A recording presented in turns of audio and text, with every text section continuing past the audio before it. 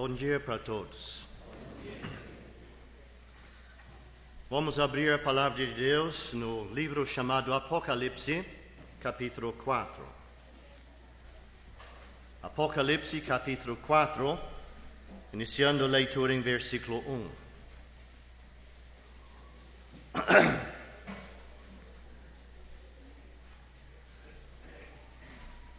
Apocalipse 4 e versículo 1. Depois destas coisas olhei, e eis que estava uma porta aberta no céu. E a primeira voz que, como de trombeta, ouvira falar comigo, disse: sobe aqui, e mostrar-te-ei as coisas que depois destas devem acontecer. E logo fui no Espírito, e eis que um trono estava posto no céu, e um assentado sobre o trono. E o que estava assentado era, na aparência, semelhante à pedra jaspe e sardônica. E o arco celeste estava ao redor do trono, e parecia semelhante à esmeralda. E ao redor do trono havia 24 tronos. E vi assentados sobre os tronos 24 anciãos, vestidos de vestes brancas, e tinham sobre suas cabeças coroas de ouro. E do trono saíam relâmpagos, e trovões, e vozes, e diante do trono ardiam 7 lâmpadas de fogo, as quais são os sete Espíritos de Deus. E havia diante do trono como que um mar de vidro, semelhante ao cristal. E no meio do trono e ao redor do trono, 4 animais cheios de olhos, por diante e por detrás. E o primeiro animal era semelhante a um leão, e o segundo animal semelhante a um bezerro. E tinha o terceiro animal o rosto como de homem. E o quarto animal era semelhante a uma águia voando. E os 4 animais tinham cada um de per si 6 asas, e ao redor e por dentro estavam cheios de olhos. E não descansam nem de dia nem de noite, dizendo: Santo, Santo, Santo, é o Senhor Deus, o Todo-Poderoso, que era, e que é, e que há de vir. E quando os animais davam glória e honra e ações de graças ao que estava assentado sobre o trono, e ao que vive para todo o sempre, os 24 anciãos prostravam-se diante do que estava assentado sobre o trono, e adoravam o que vive para todo o sempre, e lançavam as suas coroas diante do trono, dizendo: digno és, Senhor, de receber glória e honra e poder, porque tu criaste todas as coisas, e por tua vontade são e foram criadas. Capítulo 5, versículo 8. E havendo tomado o livro, os 4 animais e os 24 anciãos prostraram-se diante do Cordeiro, tendo todos eles harpas e salvas de ouro cheias de incenso, que são as orações dos santos. E cantavam um novo cântico, dizendo: digno és de tomar o livro e de abrir os seus selos, porque foste morto. E com o teu sangue nos compraste para Deus, de toda a tribo e língua e povo e nação. E para o nosso Deus nos fizeste reis e sacerdotes, e reinaremos sobre a terra. Somente até aqui, confiamos que o Senhor mesmo há de abençoar esta linda leitura da sua própria palavra.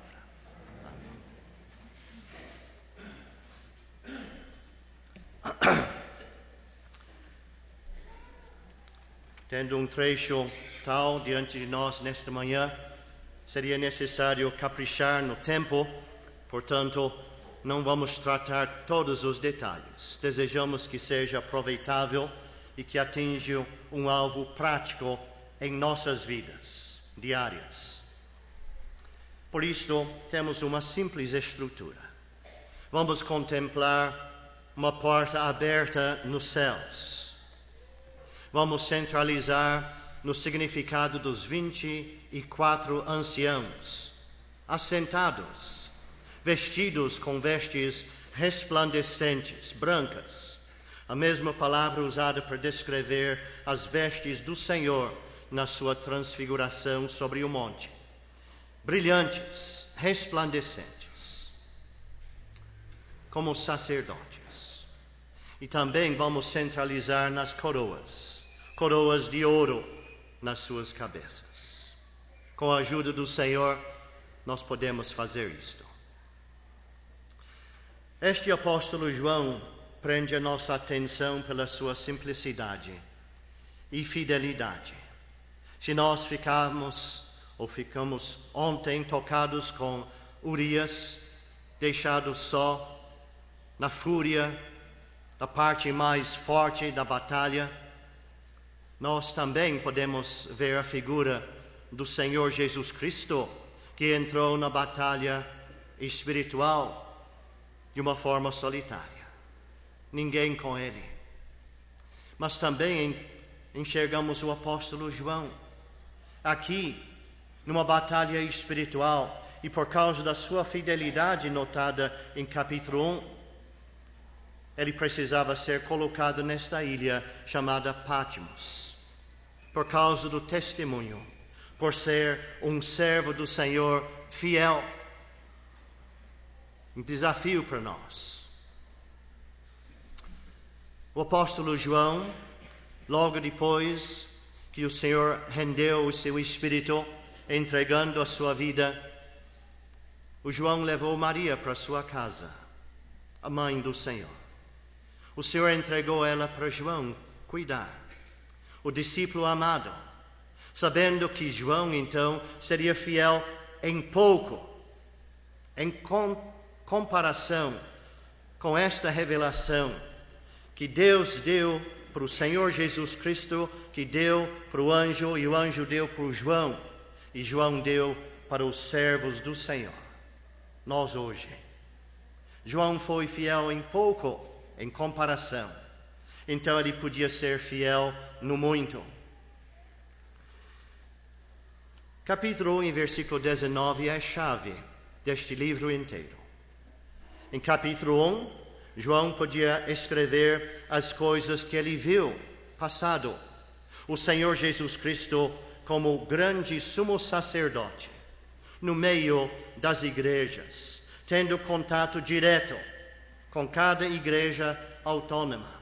E notamos que nenhuma igreja tinha nada a ver com o outro, no sentido de achar falta naquela igreja. Mas cada um era responsável diretamente para o Senhor. Capítulos 2 e 3 que temos mencionado em parte, era o presente, o que ele podia ver no tempo presente. E o Senhor tinha algo para João escrever nesse sentido, e ele foi fiel nisto também. Sentimos com João, cerca de 90 anos de idade, solitário nesta ilha. E o Senhor confiando estes tesouros para um homem idoso. Sentimos com João também, quando ele vê a glória e a magnificência do Senhor, prostrado aos seus pés.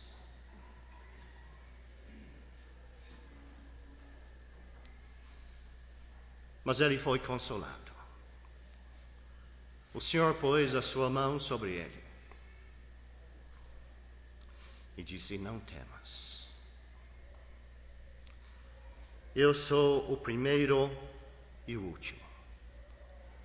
Eu que vivo e fui morto. Mas eis que estou vivo para todo o sempre. Amém. Em capítulo 4, obviamente, estamos mais elevados, como João. Estamos contemplando os céus, a própria presença de Deus. O mesmo lugar onde o Senhor Jesus Cristo penetrou. Se tiver a Bíblia aberta ainda, Hebreus 9 e versículo 24. Cristo não entrou num santuário feito por mãos, figura do verdadeiro, porém no mesmo céu, para agora comparecer por nós perante a face de Deus. O Senhor Jesus Cristo penetrou nos céus. Capítulo 8 de Hebreus, versículo 2. O Senhor é o ministro do santuário e do verdadeiro tabernáculo, o qual o Senhor fundou, e não o homem.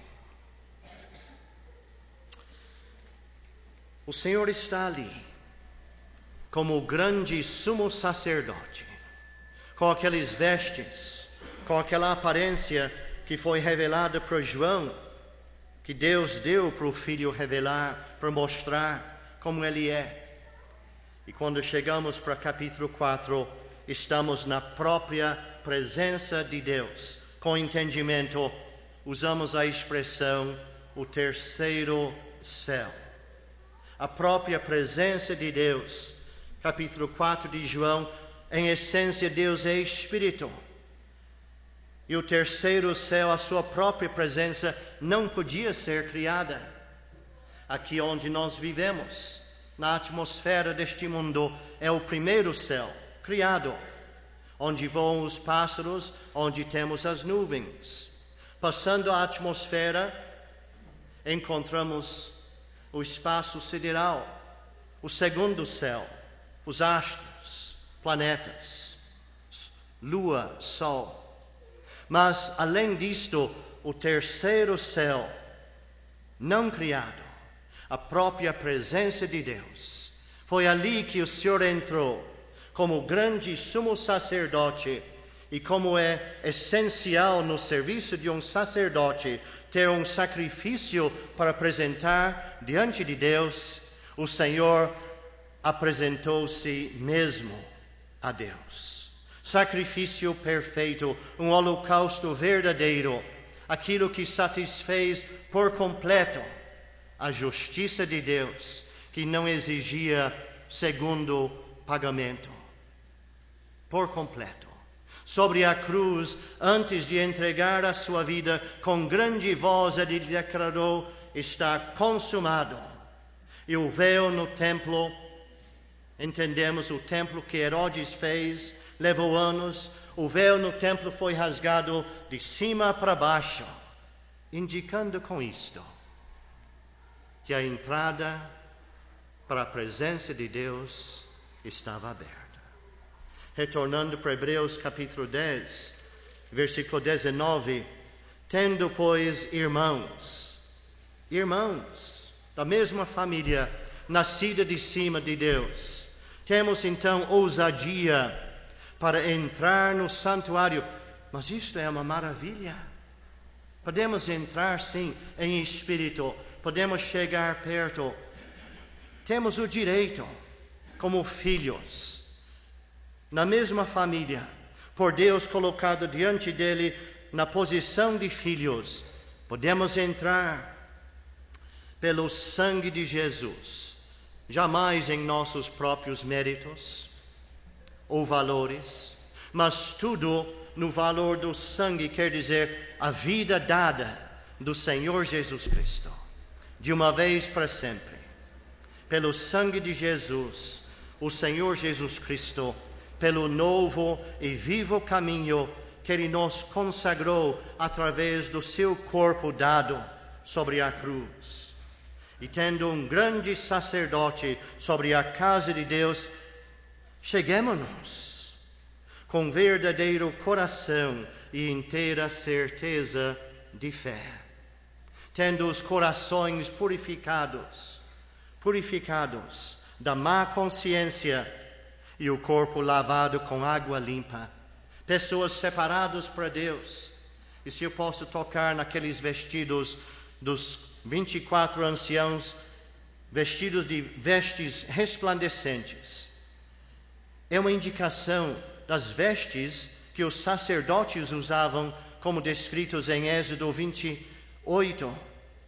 E a palavra lá, descobri, a palavra na linguagem original é cotoneth. Se estou pronunciando certo, aí vocês já estão pensando no cotonete, né? Nunca vão esquecer, então. Mas aquilo tem um significado que causa admiração. Linho, feito de linho. E por causa dos fios, o significado, o impacto desta palavra cotoneth, hebraica, quer dizer separação. Lembra disto? Separação. Os sacerdotes foram separados. O Senhor Jesus Cristo foi separado. E como grande e sumo sacerdote, separado para os propósitos de Deus, ungido, o Messias, o Cristo, Ele cumpriu tudo. O véu foi rasgado. Mas lembramos que Salomão precisava também construir um templo. Davi repartiu com Salomão não somente o material para fazer aquilo, estou em 1 Reis capítulo 6, mas ele deu a planta, a orientação de como devia ser feito. Em 1 Reis capítulo 6, e versículo 31, temos uma porta. Note a palavra oráculo. Enquanto vocês estão achando lugar, deixe-me usar o tempo e dizer que esta palavra oráculo, em 1 Reis 6 e 31, quer dizer o Santo dos Santos. Era o lugar interior no templo. Era o lugar onde os sacerdotes não entraram. Serviram no lugar santo primeiro, todos os dias. Mas no oráculo, quer dizer, o lugar mais interior, o Santo dos Santos, só o sumo sacerdote, isto uma vez por ano. Veja então, 1 Reis 6 e 31. E a entrada do oráculo fez portas de madeira, de oliveira. O umbral de cima com as ombreiras faziam a quinta parte da parede. Também as duas portas eram de madeira, de oliveira, e lavrou nelas entalhes de querubins e de palmas e de flores abertas, os quais revestiu de ouro. Também estendeu ouro sobre os querubins e sobre as palmas. Portas. Estamos quase para chegar onde nós queremos chegar. As portas foram construídas lá no templo que Salomão fez. O que João entendia no templo de Herodes só podia ter algo associado com o templo que Salomão fez. Portas. E diante da porta, o véu. Êxodo capítulo 26 e versículo 33. Como no tabernáculo, que foi antes do templo, que Salomão fez, tinha um véu. Mas o significado deste véu era justamente dividir, fazer uma separação. Êxodo 26 e versículo 33, pendurarás, disse Deus, o véu debaixo dos colchetes, e porás a arca do testemunho ali, dentro do véu. E este véu vos fará separação entre o santuário e o lugar santíssimo. Separação. Quando o Senhor Jesus Cristo disse, está consumado, estou em Mateus 27, e Ele entregou a sua vida, Pai, nas tuas mãos entrego o meu espírito. O seu espírito foi para Deus, não foi para o inferno. Deus não abandonou o seu filho ao inferno, não. Quando isto aconteceu, a justiça de Deus foi satisfeita. A sua dívida para com Deus, a minha dívida para com Deus, paga. E o véu no templo foi rasgado. Bem na hora nona, quer dizer 3 da tarde, no nosso horário, quando o sacerdote estava oferecendo incenso diante do véu, foi rasgado. Imagine então a cena lá. A terra tremeu. Uma obra magnífica foi realizada uma vez para não ser repetida. E quando o véu foi rasgado, podia ver a porta fechada. Ele não tinha ousadia para abrir aquela porta. Às vezes sabia que ali, além daquela porta, naquela época, era escuro, vazio. Deus não estava ali, aquela glória Shekinah não podia ser encontrada lá, e acabou de a glória partiu. Que tristeza! E as festas, solenidades ao Senhor, eram chamadas festas dos judeus. A decadência espiritual chegou nesta posição. Mas agora, o verdadeiro santuário que Deus estabeleceu nos céus não foi feito por mãos dos homens, não foi aquilo que Moisés ergueu no deserto, nem o que Salomão ergueu em Jerusalém, nem o que Herodes ergueu depois, com muitos anos de serviço. Mas este Deus estabeleceu nos céus, onde o Senhor penetrou, para colocar diante de Deus o valor do seu próprio sangue. Quando João então olhou, em Apocalipse capítulo 4, ele viu uma porta aberta no céu. João está ainda na terra e podemos quase sendo tocado de novo, com o homem idoso, às vezes com boca aberta, extasiado, mas estou vendo maravilhas. Porta aberta no céu, ele escuta a mesma voz que ele ouviu em capítulo 1, voz como de trombeta. Falou com ele. Esta é a mesma voz, a voz do Senhor, como o Filho do Homem, que disse para ele, sobe aqui, para subir mais alto. E às vezes em nossas vidas como irmãos em Cristo, precisamos ouvir a mesma voz aqui no nosso interior, na nossa vida, na nossa consciência. Tem coisas melhores. Em vez de buscar e ficar ocupados com coisas desta vida transitórias, passageiras que todos vão ficar aqui, estamos buscando atrás de vento.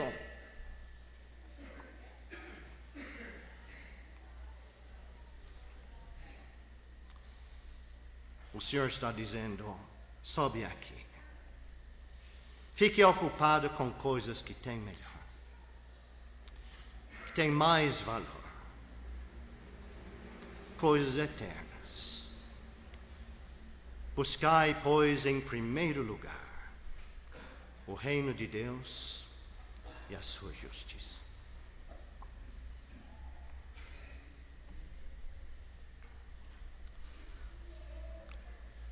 O Senhor Jesus Cristo recebeu do Pai esta revelação. e queria mostrar para os seus servos. Mostrou para João primeiro: sobe aqui mostrar-te as coisas que depois destas devem acontecer. Desejo destacar, enquanto ainda estou lembrando, coisas que devem acontecer, quer dizer que vão ser assim, vão acontecer. É um encorajamento para nós hoje, para atingir as nossas vidas práticas diárias, o que façamos, onde vamos, o que pensamos, como agimos, pois as coisas que hão de acontecer são futuras ainda, e quando acontecem, que vão acontecer, será tarde demais para voltar, para arrepender, para pôr a vida em ordem. Mas é então, numa conferência como esta aqui, vemos como Deus é bondoso, apresentando para nós um aviso em amor, dizendo: não é tarde demais. Ainda pode ter ajustes.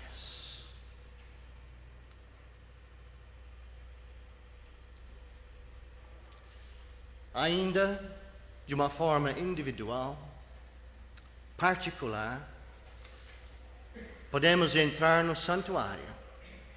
É o nosso direito. Podemos, diante dele, confessar os nossos pecados, sabendo que ele é fiel e justo para nos perdoar os pecados e nos purificar de toda a injustiça.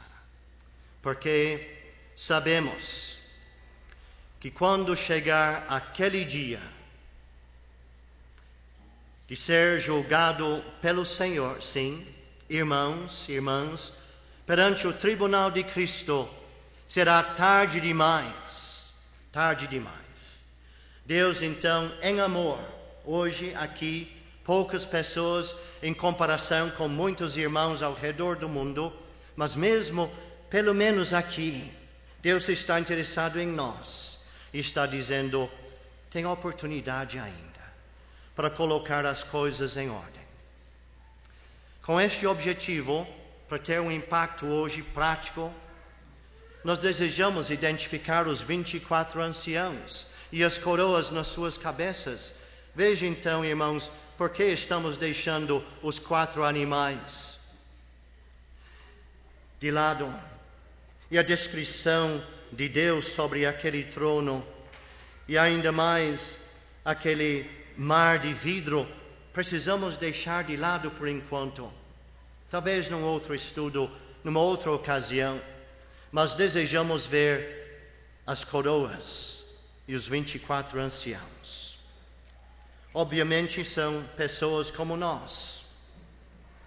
Não são celestiais, como os 4 animais, seres celestes criados, mas estes 24 anciãos são representantes de um número maior.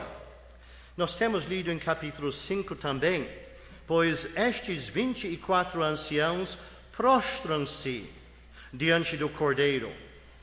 Eles cantam um novo cântico: digno és de tomar o livro, de abrir os seus selos, porque foste morto, e com o teu sangue nos compraste para Deus, de toda a tribo, e língua, e povo, e nação.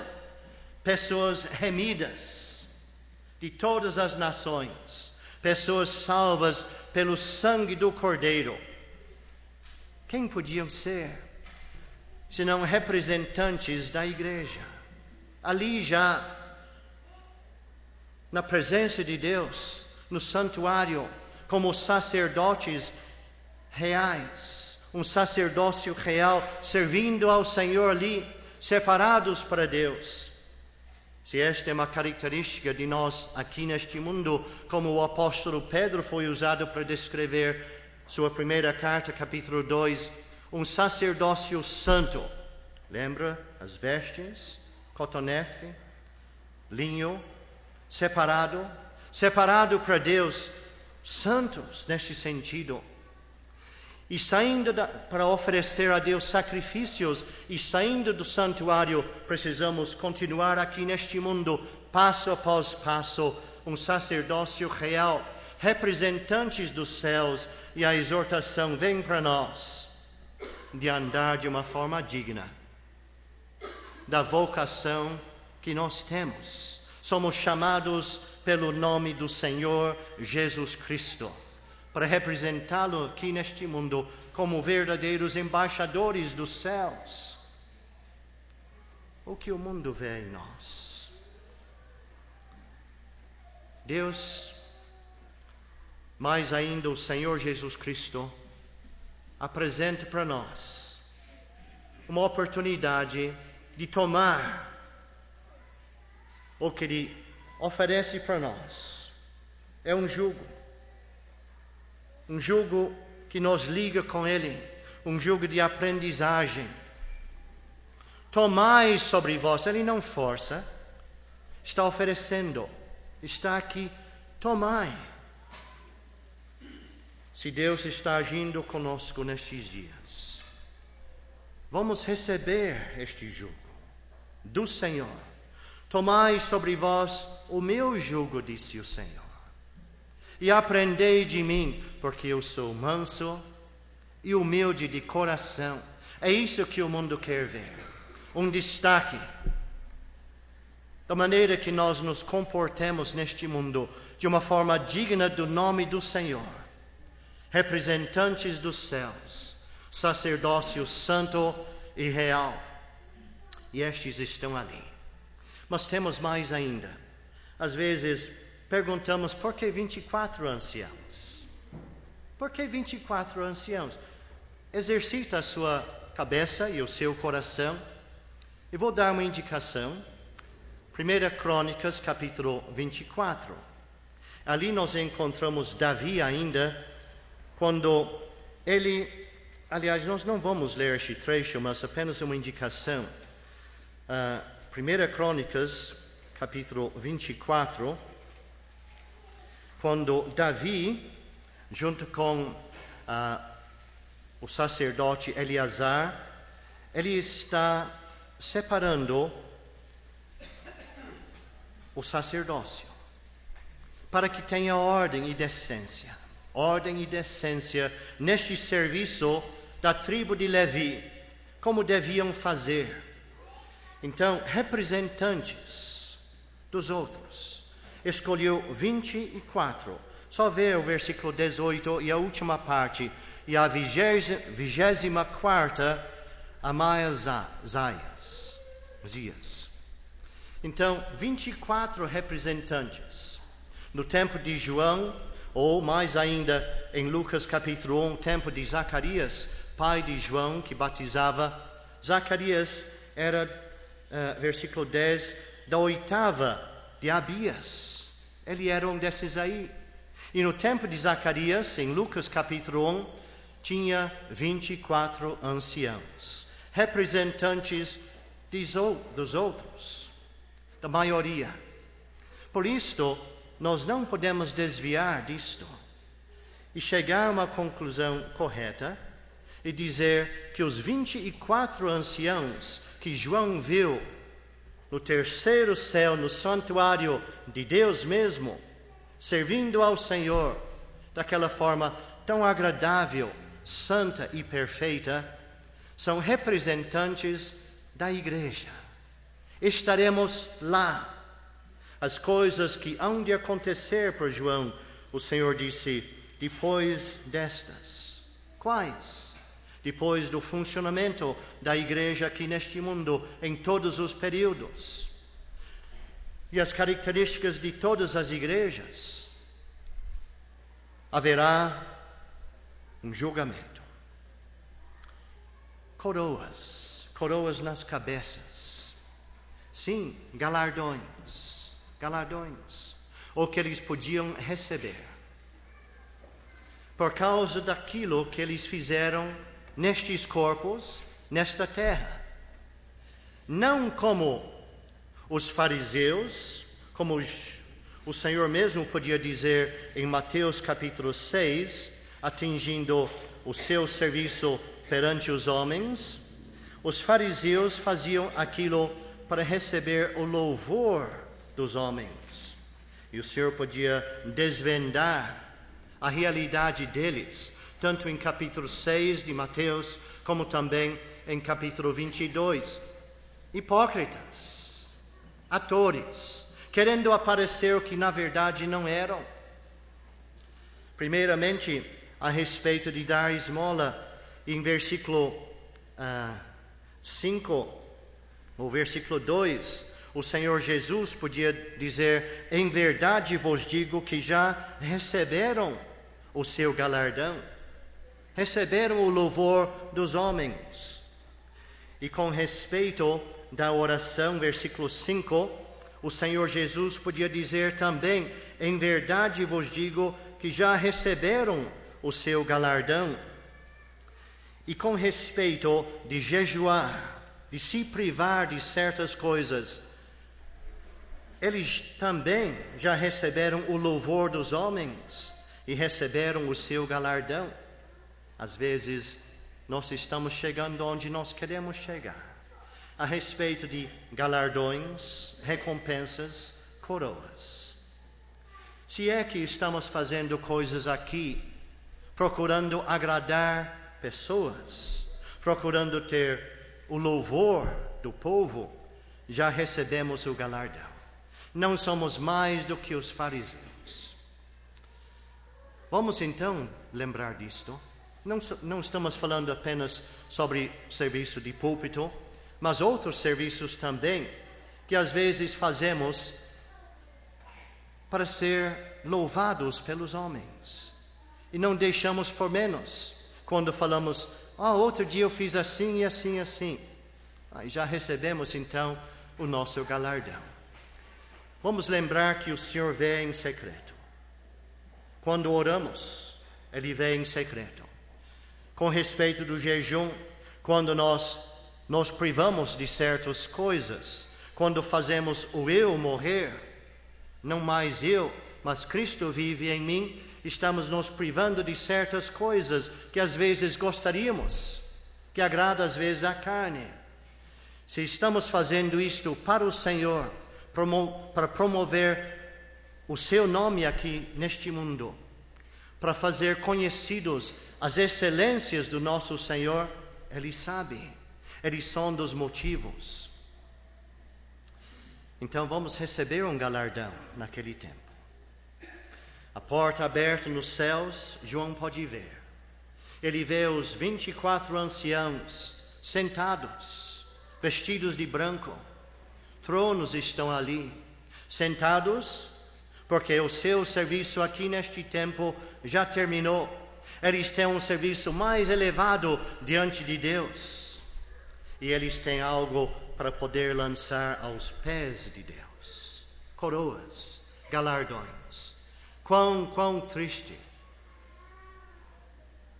seria de ficar ali com as mãos vazias, sem nada, para lançar aos pés de Deus. Com respeito de coroas, nós vemos em 1 Coríntios capítulo 9, uma coroa incorruptível. Parece que é uma coroa geral, que todos podem ganhar. Versículo 24, 1 Coríntios 9, versículo 24.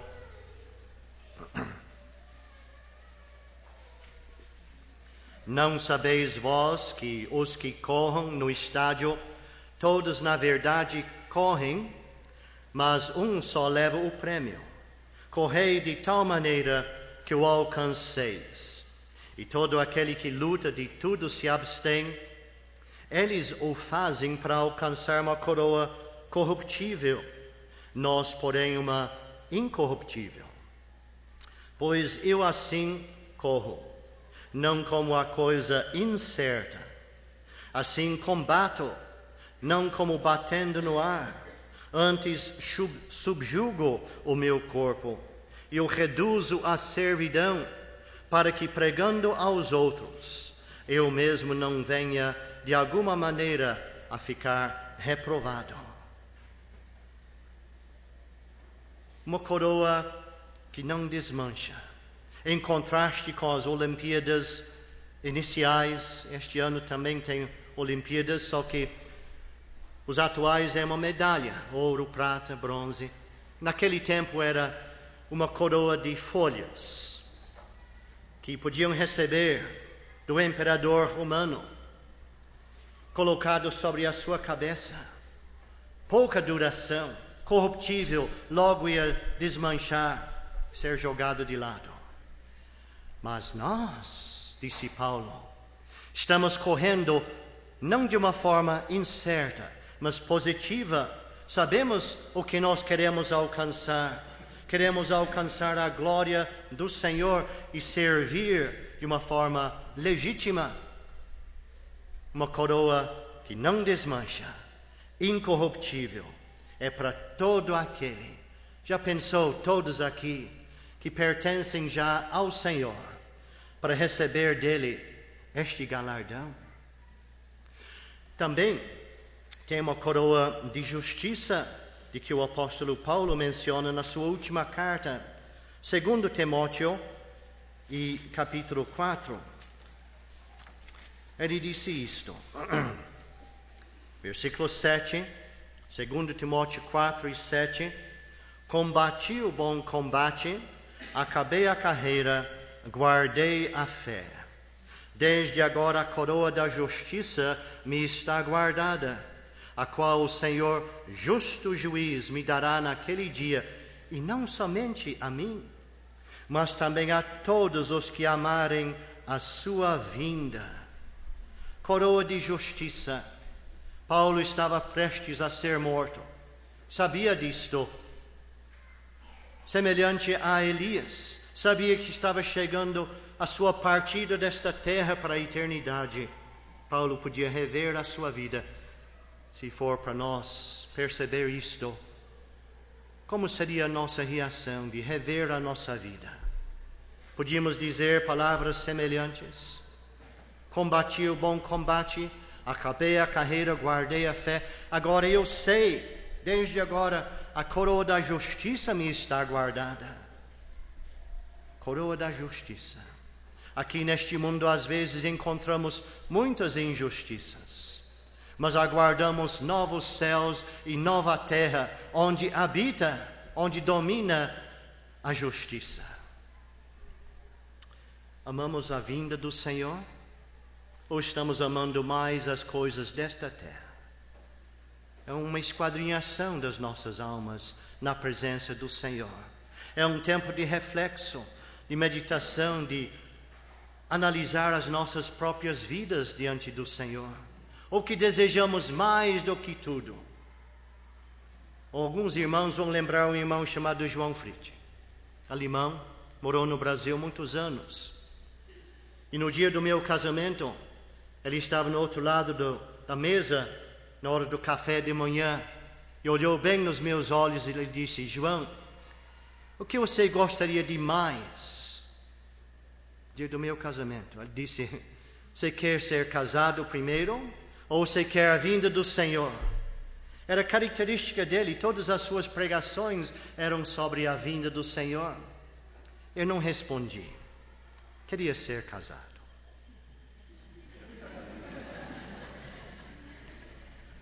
Às vezes agora mudou, 37 anos depois.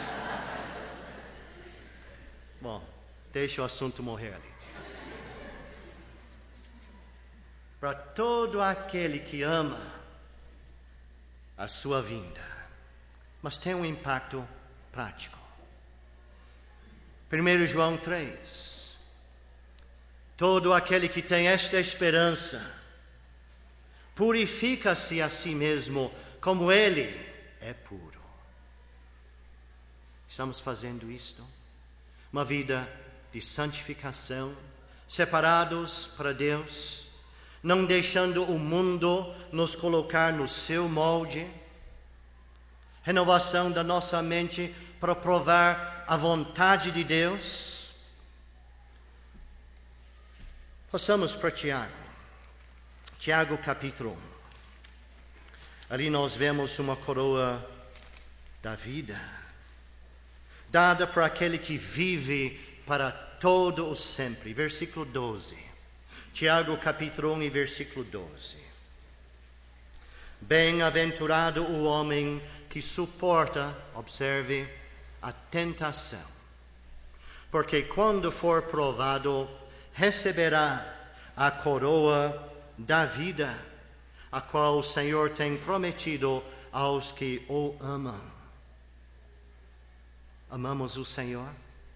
Se é que amamos o Senhor na sua glória, como Ele é na realidade, o que Ele fez em nosso favor, se amamos o Senhor desta forma, nós vamos fazer por natureza, de uma forma tão fácil, daquilo que é do seu agrado, daquilo que Ele deseja de nós, desejando que aprendemos dele, manso e humilde, desejando que nós nos abstenhamos das coisas ao nosso redor, dizendo não ao pecado. Davi podia ter falado isto no seu interior, o que ele viu, lembra, Sansão também entrou pelos seus olhos, as coisas que ele viu. Davi também, ele podia dizer, não, eu vi, mas vou fechar os olhos. E em seguida, 3, 4 e 15, a concupiscência da carne. Podemos dizer não para aquilo, porque amamos o Senhor. E assim, havemos de passar a prova, passar por meio dele, suportando isto, e às vezes o inimigo vem com sua força, dia após dia, momento após momento, quando até estamos orando, os dardos inflamados do inimigo vêm. Precisamos levantar o escudo da fé para apagar estes dardos. É uma forma prática, é real. Podemos fazer isto. Estamos em batalha espiritual. Mas, quando passamos por meio daquilo, receberemos uma coroa da vida. 1 Pedro capítulo 5. E os que são chamados pelo Espírito Santo, erguidos entre os irmãos para servir, para suprir as necessidades dos irmãos do rebanho, para alimentá-los, para guiá-los, são chamados presbíteros entre os irmãos, um serviço árduo, às vezes a noite inteira, sem sono, joelhos dobrados perante o Senhor.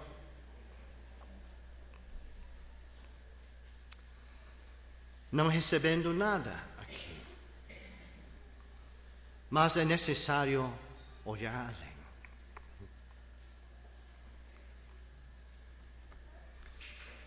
Seguimos o exemplo do Senhor, por causa do gozo que lhe estava proposto, suportou aquilo. Quando tudo vai bem entre os irmãos, os presbíteros não recebem nenhum louvor. Quando tudo vai mal, eles recebem todas as pauladas. Fiquem preparados para isto. É um serviço árduo, é um serviço de dedicação, é um serviço que não recebe louvor dos irmãos, muito menos apreciação. Às vezes, todas as críticas. Versículo 4. 1 Pedro 5 e versículo 4. Mas quando aparecer o sumo pastor, alcançareis a incorruptível coroa da glória. Coroa da glória. O Senhor mesmo vai dar, porque Ele é o bom pastor. Ele é o supremo pastor, o sumo pastor. Ele deu a sua vida pelas ovelhas, dedicação completa. E Ele conhece as suas ovelhas pelos seus nomes. Ele sabe o que é padecer da mão dele. Sim. Uma incorruptível coroa da glória. Eis então, no céu, João podia ver na própria presença de Deus no santuário, uma porta aberta. E aquela porta aberta não vai ser fechada. Está aberta ali para sempre. João então podia subir, ele podia olhar lá dentro.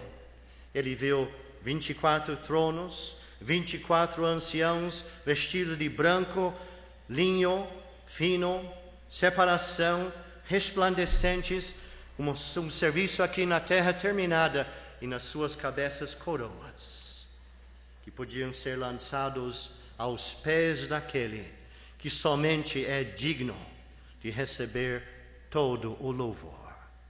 Porque ele, com a sua própria vida, sangue derramada, remeu para si pessoas de toda tribo, língua, povo e nação. Para nós hoje, sabemos que havemos de comparecer perante o tribunal de Cristo. Não julguemo-nos uns aos outros. Romanos 14. 2 Coríntios 5. Havemos de comparecer perante o tribunal de Cristo para que cada um de nós recebemos um galardão com respeito daquilo que temos feito neste corpo. Havemos de dar conta, não uma conta, como nós queremos apresentar, mas uma conta, a conta mesmo, todinho, sem esquecer as coisas que nós gostaríamos de ficar escondidos. Havemos de dar conta de nós mesmos ao Senhor. E quando o Senhor vai analisar as nossas vidas, olhos como chama de fogo, nada escapa, penetrantes, eles sondam as intenções do coração, se é que temos construído sobre o alicerce, manejando bem a palavra de Deus em nossas próprias vidas, ajudando os outros também. Se temos construído sobre o alicerce que foi lançado por Paulo e os outros apóstolos como sábios arquitetos em 1 Coríntios capítulo 3, o Senhor vai analisar com seus olhos como chama de fogo. Se passar o teste de fogo, vai permanecer. Ouro, prata, pedras preciosas. Movendo para a conclusão, notamos que as coisas queimadas são madeira, palha, feno, queimam fácil. De uma vez só. Não foi o que eu quis, disse o Senhor. Podia dizer isto. Você fez porque você quis, mas eu não queria isto. Porque não trabalhou com ouro, a minha própria pessoa, a minha palavra, Salmo 19, fino, mais fino do que ouro de Ufaz. Porque não trabalhou com o Evangelho, prata, falando de redenção, um preço pago. Porque não trabalhou com pedras preciosas, o meu povo, joias. E às vezes encontrados no meio do lixo. Mas Deus quer sempre engrandecer o seu próprio nome, para que nenhuma glória será dada para os homens. Então, concluindo, citamos o que o Senhor nos oferece. Não apenas um jugo para aprender, mas uma cruz para morrer. A cruz, é um instrumento que fala-nos de morte. E o Senhor diz, aquele que quiser, mais uma oferta, se quiser, está aqui. Aquele que quiser salvar a sua vida, perdê-la. E quem perder a sua vida por amor de mim, achá-la. Perder a vida por nome do Senhor, então é isto. Se alguém quiser vir após mim, seguir o Senhor, um verdadeiro discípulo, renuncie-se a si mesmo, o ego. tome sobre si